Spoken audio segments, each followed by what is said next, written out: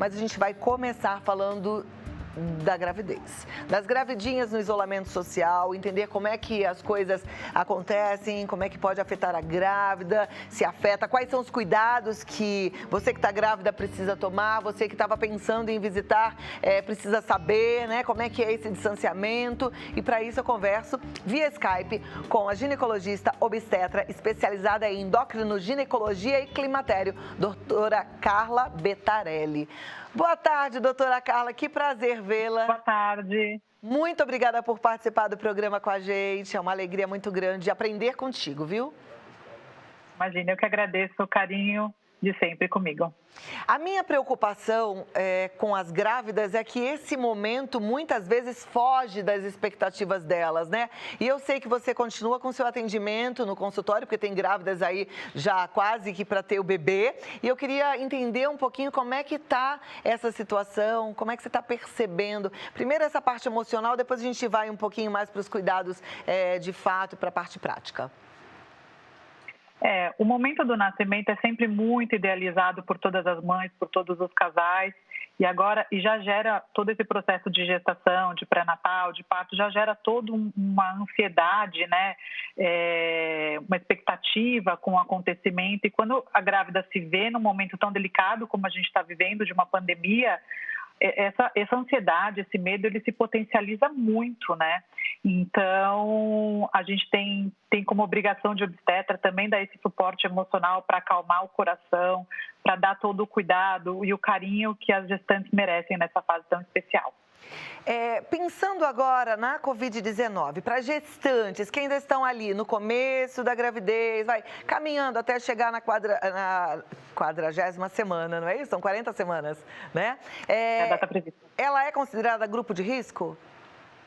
Então, toda gestante, toda puérpera, a puérpera é a paciente 42 dias pós-parto, ela é enquadrada num grupo de risco, tá? Mas o que a gente tem visto, na verdade, várias informações agora, elas são muito poucas ainda, porque a doença é muito nova. Ela é muito desconhecida para todo mundo, inclusive para os médicos. Então, nós estamos, dia após dia, aprendendo a lidar com a doença e entendendo melhor um pouquinho como ela é. Mas o que tem de positivo, se é que a gente enxerga alguma coisa, tem que enxergar alguma coisa positiva em tudo, é que a gestante, apesar de ser enquadrada, sim, no grupo de risco, gestante puérpera, a gente vê que ela não entra como um índice de mortalidade maior do que a mulher não gestante. E idem para os crianças e recém-nascidos. Então, sim, existe o risco de contaminação, como uma paciente não gestante, mas que ela não necessariamente vá ser mais grave nela do que numa paciente não gestante. Ok. As gestantes que acabaram de dar à luz, que estão ali amamentando seus filhos, elas também são consideradas ainda grupo de risco, assim como os recém-nascidos? Sim, as puérperas são todas grupos de risco e aí a gente tem que diferenciar bem essa parte. Nas pacientes suspeitas, diagnosticadas ou que não tenham nada, nenhum sintoma ou que não são diagnosticadas, porque mesmo as pacientes com Covid, desde que estejam assintomáticas, sem sintomas, sem febre, sem tosse, elas podem sim manter a programação do aleitamento materno, que é o melhor alimento que existe no mundo, porém tem que ter muito cuidado, porque o que a gente sabe hoje em dia que não se tem uma certeza se há ou não uma transmissão vertical. Os primeiros estudos mostraram que não tinha. Transmissão vertical é chamado quando a mãe está contaminada e ela passa via sanguínea, transplacentária para o feto, né, a Covid. E então os primeiros trabalhos mostraram que não tinha relação, mas como eu te disse, é muito novo. Hoje não tem, pode ser que amanhã mude e a gente tenha uma nova conduta em relação a isso. Mas mesmo as grávidas que contraíram a Covid, elas se recuperam bem e as crianças, então, quando elas têm o nenê, elas podem amamentar desde que elas usem máscara, tenham os devidos cuidados com higiene, álcool gel e tudo, porque essa transmissão pode ser feita pelo contato extraútero, principalmente por ser uma doença respiratória de fácil contágio. E para os bebezinhos, a gente vê aquela coisinha tão pequenininha, tão frágil, e eu imagino que a mãe também fique apreensiva. Eles estão ali correndo um risco muito grande. Vale a pena o aleitamento materno, mesmo se ela já souber que está contaminada? Os casos eles estão sendo bem individualizados, né? A gente tem que pensar que hoje, num novo cenário, você pode ter pacientes com Covid assintomáticas, porque a gente não tem teste para fazer em todo mundo. Alguns hospitais tem tentado fazer um protocolo de quando é um parto eletivo, testar a paciente antes, mas isso não é uma realidade hoje no nosso país. Então, a gente acaba que com a paciente assintomática, a gente toma os devidos cuidados. Agora, tudo é individualizado. Às vezes, você pode estar realizando o parto de uma gestante com Covid sintomática, na qual ela vai precisar ser afastada do bebê. Então, a gente tem individualizado caso a caso, mas o mais importante é que a paciente, caso tenha contato com alguém contaminado ou esteja com algum sintoma, avise a maternidade ou avise seu obstetra ou avise o médico quando chegar no hospital. Perfeito. Falando em maternidade, como é que está a situação hoje das maternidades e como é que a grávida deve se portar em relação a isso? A gente continua preconizando parto normal ou, nesse caso, é melhor marcar a data aí para uma cesárea? Como é que vocês estão vendo tudo isso? Assim, primeiro de tudo, nas maternidades. As maternidades, elas estão com uma conduta bem rigorosa, não existe mais visita na maternidade. Então, a gestante, quando ela é admitida para ter o parto, é ela e um acompanhante, o esposo ou um acompanhante, né? E então, o pai não é considerado visita. Então, é um acompanhante de direito para a gestante, isso no Brasil, tá? Então, fora do Brasil, tem lugares que nem estão deixando entrar o pai. Então,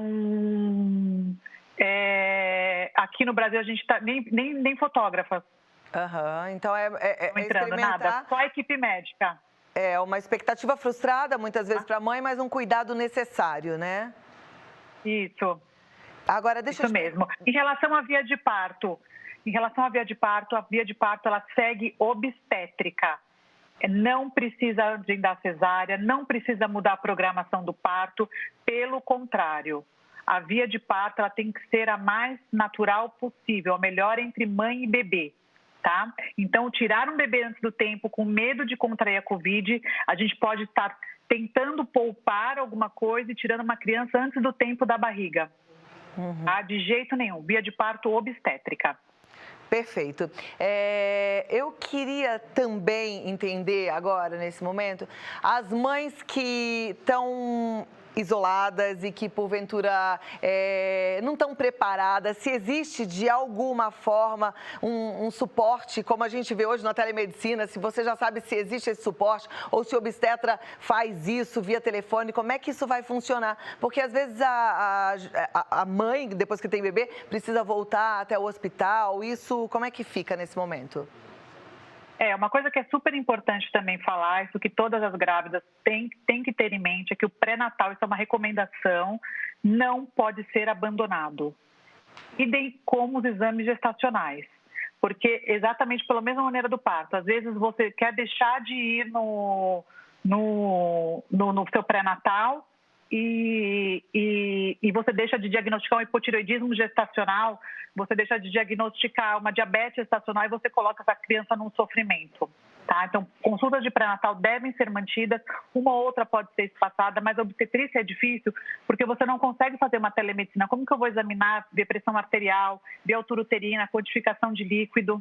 Isso é muito complicado. Agora, existe um risco de contaminação na hora que essa mãe vai ao hospital, né? Porque às vezes ela está ali num consultório mais reservado, mas às vezes o exame tem que ser feito no hospital e aí ela se coloca mais em risco. É complicado, né? As consultas, preferencialmente, elas devem ser ambulatoriais e fora de um ambiente hospitalar. Né? Hoje os laboratórios eles estão fechados para exames eletivos. Então, assim, não dá para uma paciente fazer um exame, uma ultrassom de abdômen porque quer fazer uma avaliação. Hoje a prioridade são as gestantes e os exames emergenciais, tá? Então, preferencialmente a recomendação é que seja feito um ambiente ambulatorial, que a paciente tome os devidos cuidados em relação ao uso de máscara, álcool em gel e principalmente limitem o número de acompanhantes. Tá?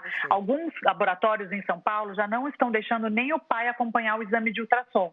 É frustrante? É frustrante, mas nós precisamos preservar essas gestantes e nós também precisamos preservar nós da saúde, porque nós estamos extremamente expostos. Vou até pegar meu celular aqui, porque a gente tem várias participações através do WhatsApp. Eu fico muito contente de ver que a turma participa mesmo, viu?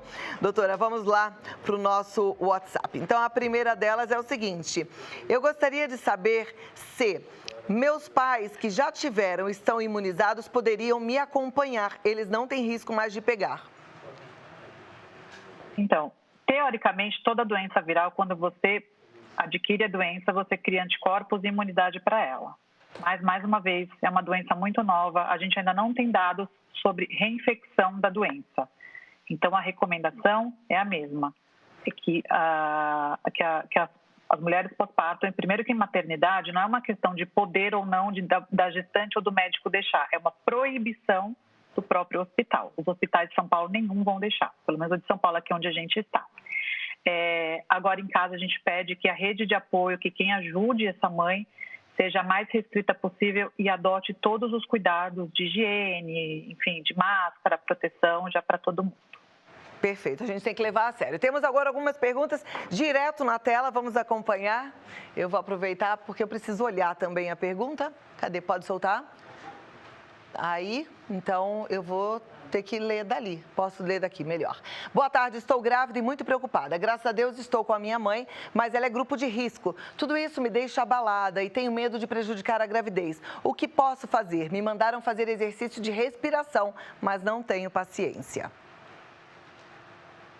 Doutora? O exercício de respiração é muito bom para o reequilíbrio emocional. Ter um equilíbrio emocional nessa fase é muito importante. A gente tem que pensar em tudo que a gente está vivendo, que é muito difícil emocionalmente para grávida, para não grávida. E toda essa situação deixa a gente muito emocionalmente abalada. Ao invés desse medo, a gente tem que transformar o medo em cautela, em zelo, né? Isso é o mais importante. Porque se a gente transformar em medo, vai tirar todo mundo em pânico. O pânico já está desenfreado e a gente precisa ter sanidade para a gente fazer as coisas certinhos, né? Então, se as duas estão isoladas, a mãe é grupo de risco, ela é gestante, se ninguém está se expondo, acredito eu que esteja tudo certo. E com certeza, faça exercícios em casa, faça exercícios de respiração, né? Para tentar melhorar essa parte emocional, porque com isso a gente acaba melhorando a saúde emocional, a imunidade, tomando todas as vitaminas, se alimentando bem, fazendo aquela nossa lição de casa para que a gente consiga se prevenir de tudo isso também. Perfeito. Próxima pergunta, então, na tela. A gente tem que fazer tudo certinho, porque o momento da gravidez é único, né? A Luísa quer saber. Boa tarde, minha gravidez é de risco. Tenho medo de pegar Covid-19. Minha maior dúvida é se é recomendado sair do isolamento para o pré-natal. Doutora Carla. Foi isso que a gente falou. Entenda, a gestação é de alto risco, não sei qual é o fator, mas imagine se ela é uma paciente que tem uma hipertensão gestacional.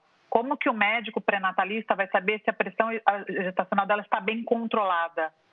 Ela não quer sair de casa com medo de não pegar o Covid-19 e ela pode evoluir para uma pré-eclâmpsia, que é uma doença gravíssima e de alta mortalidade na gestação. Então, a gente tem que fazer as coisas com discernimento, com cuidado e com zelo com a nossa gestação. Pré-natal não está suspenso, exames de pré-natal não estão suspensos. Tá? Então, tem que seguir, principalmente gestantes de alto risco. O médico precisa te ver, você precisa fazer um acompanhamento adequado para que sua gestação, mesmo sendo de alto risco, que seja bem tranquila, que o parto seja bem tranquilo e que mãe e bebê fiquem bem saudáveis, que esse é o objetivo de tudo. Perfeito. Próxima pergunta, então, na tela. A pergunta é da Márcia. Boa tarde, minha dúvida é sobre cesárea. Neste período é perigoso? A via de parto ela é meramente obstétrica, é uma decisão entre mãe, médico e conduta, né? Dependendo de cada caso, individualizando caso a caso. Não tem a menor necessidade de mudar a programação do parto, a data prevista de parto em gestações de baixo risco, a não ser que tenha algum outro agravante. Mas como a gente conversou anteriormente, a via de parto segue obstétrica. Bom, próxima pergunta, então. Vamos lá. Tirando as dúvidas aqui dos telespectadores através do WhatsApp, as perguntas já foram enviadas. O Jonathan diz: boa tarde, serei pai até o fim do mês. Minha dúvida é se eu posso contaminar o meu filho e como fazer com as visitas quando ele nascer. A gente já falou um pouquinho disso, mas os pais que precisam ir trabalhar, como é que eles fazem? Isso é um risco para o bebê recém-nascido? As visitas, a resposta é fácil, já estão proibidas, né? Então não tem muita opção em relação a isso. Em relação aos pais que têm que sair e voltar para casa, tem que tomar uma conduta triplicada, né?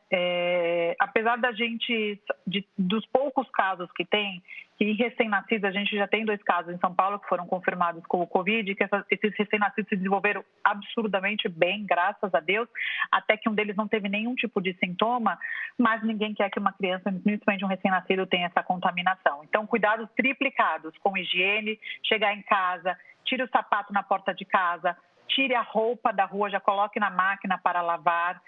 Higienização das mãos. Dentro de casa, gente, água e sabonete para lavar mãos. Álcool em gel. Sai para a rua, usem máscara na rua. Tá? A máscara é uma medida que ajuda, sim, a não aumentar a propagação e a transmissão do vírus. Então, todos os cuidados têm que ser triplicados. E adotar uma rotina e uma conduta higiênica dentro de casa, como é comum nos países mais orientais, né? Retirar sapato, passar o álcool e a troca de roupa quando a gente vem da rua. E tomar um banho, principalmente isso, tomar um banho quando vem da rua antes de ficar em contato com o recém-nascido. Eu acho que a gente está aprendendo aí um monte de lições de higiene por conta, infelizmente, dessa pandemia, mas nossos hábitos estão mudando para melhor, né? Eu tenho certeza disso também. Tenho certeza. Eu tenho certeza que os novos hábitos que o Covid vem trazendo para a gente, ele vai nos ajudar, inclusive, em outras doenças, tanto respiratórias como infecto-contagiosas, né? Porque realmente está todo mundo aprendendo a duras penas como mudar a nossa rotina de higiene mesmo. Tá certo. Tem mais uma última pergunta, estava ali na tela, se eu não me engano, é da Angélica, eu acho que foi isso que eu li. Isso mesmo. Olá, minha filha está grávida, a previsão para nascer é para o fim de abril. Ela corre... o fim de abril, já estamos praticamente no fim de abril, né? Mas ela quer saber, porque vai ser mais, pelo menos o que estão fazendo de previsão, que seria o auge da pandemia. O risco é maior? Na verdade, essa situação do auge, a gente não tem como contabilizar isso, né? As condutas que estão sendo adotadas, elas estão sendo feitas de isolamento social para diminuir que todo mundo fique junto doente, né? Essa é a verdade, que o sistema de saúde, que já é colapsado, colapse mais ainda e que você não tenha leite suficiente para todo mundo. Mas, assim, pode ser que o pico seja em maio, a gente não tem como saber. Uma coisa super importante que precisa ser conversado com os médicos, individualizada de cada gestante, é que se o pico acontecer em maio ou em abril, a gente vê em junho e julho, que vem o pico das outras doenças respiratórias. E uma delas é a H1N1. Mas a H1N1 tem vacina. Tem vacina no SUS, tem vacina no particular. Desde que o médico recomende, é recomendado a vacinação. Inclusive, os postos de saúde estão trabalhando com um sistema como se fosse drive-thru. A gestante vai, ela nem desce do carro, ela recebe a vacina, ela é imunizada e ela volta para sua casa para diminuir o risco de exposição. A gente tem que lembrar de todas as outras doenças além do Covid, né? Porque elas continuarão. Então, às vezes, a gente esquece um pouco do H1N1, ninguém se vacina, o Covid passa e a H1N1 vem com tudo. E ela tem uma alta letalidade, é uma doença bem grave, apesar de ter vacina e medicação. Ok. Doutora Carla Bettarelli, muito obrigada. Foi uma alegria vê-la, poder conversar contigo, apesar da distância física, mas assim, dessa forma, a tecnologia nos proporciona esse momento gostoso. E eu tenho certeza que ajudou as meninas e as vovós em casa. Que bom, fico feliz em poder ajudar. Conte comigo com o que precisar. Tá, joia. E olha, você que está querendo mais informações, às vezes está procurando uma excelente médica e é maravilhosa, uma dedicação incrível, atendimento @clinicajabe.com.br e siga no Instagram, tem cada bebê lindo no Instagram da doutora Carla. Eu fico apaixonada de ver. É Carla Bettarelli, com 2 L's no final, Carla Bettarelli. E o telefone de contato do consultório é o 11 5573 1980, 11 5573 1980. Muito obrigada, doutora. Até a próxima.